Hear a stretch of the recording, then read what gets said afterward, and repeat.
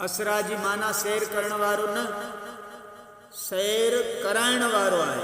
असरा जी file अल्लज़ी आहे, यानी पाकीज़गी वारो रब पाण आहे। अब्दहू मफ़ऊल आहे, जो एतराज़ करे तो रब ते करे, महबूब ते को एतराज़ करे। सुभान अल्लाह। असरा अरबी ॿोली में रात जे वक़्तु सुजागी जे जिस्मानी सफ़र खे असरा चयो वेंदो आहे। इमाम राग़िब इस्फ़हानी मुफ़रदात अल क़ुरान में फरमायो त मेराज हिकु सीढ़ी या ॾाकिण खे चइबो आहे, या डंडे मुशाबा, इहा शइ जंहिंखां वठी इंसाननि जा रूह वफ़ात बाद आसमाननि ॾांहुं चढ़ंदा आहिनि।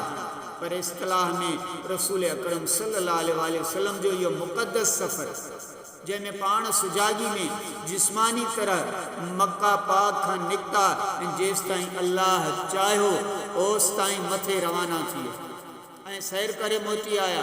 सुबहानल्लज़ी अज़हब बे अब्देही न चयई बल्कि असरा बे अब्देही चयई। अज़हब माना वठी वञण ऐं असरा जी माना सैर कराइण।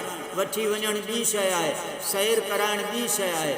बे अब्देही पंहिंजे ख़ासि बानी खे। बे मुसाहिबत जी मान आहे, यानी सैर कराईंदड़ सैर कंदड़ सां गॾु हो। इहा माइयत बि कैफ़ आहे। महबूब जा 99 नाला आहिनि, पर हिते न को नालो सॾियाई न का सिफ़त सॾियाई। पर जहिड़ो सफ़र अज़ीम आलीशान हुयो, अहिड़े अज़ीम आलीशान सिफ़त चूंडियाई। अल्लाह अॻियां सभ खां पसंदीदा सिफ़त बंदगी आहे। अब्दियत जो मक़ाम सभ खां अफ़ज़ल ऐं अशरफ आहे। अब्द जी माना आहे बानो, पर अब्द हू जी माना आहे ख़ासि बानो। सारो राज़ इन्ही हू में समायल आहे। नंढड़ी हे जेको अवाम जे सम्झ खां ॿाहिरि आहे। अब्दहू अज़ फ़हम तो बाला तरस, ज़ां के ओ हम आदम व हम जोहर अस।